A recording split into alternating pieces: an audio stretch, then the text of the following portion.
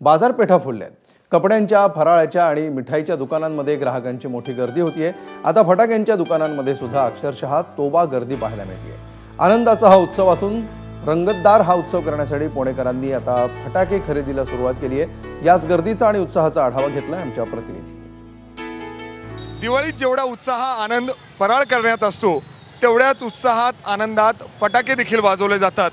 लहानापासून मोठ्यांपर्यंत सगळे फटाके वाजवण्यासाठी एक वेगळा उत्साह त्यांच्यामध्ये असतो।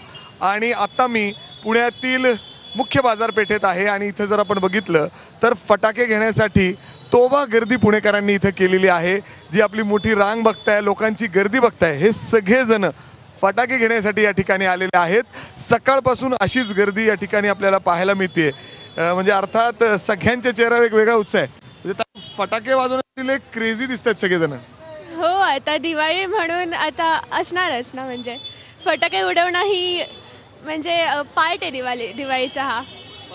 मग हो, तर सगळे म्हणजे लहान मुलं सगळे दिसत आहेत पारे लाईनमध्ये। सगळेजण उत्साहामध्ये आहेत, सगळ्यांना फटाके वाजवायचे आहेत, दिवाळी जवळ आलेली आहे, त्यामुळे सगळे किती वेळापासून थांबलात तुम्ही सगळे? अर्धा तास झाला।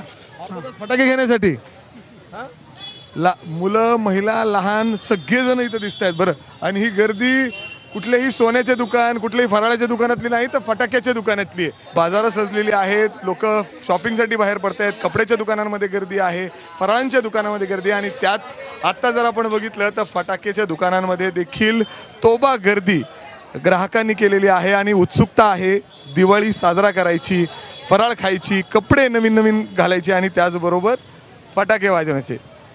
कॅमेरामॅन विजय राऊतसह मी मिकी घई, एबीपी माझा, पुणे।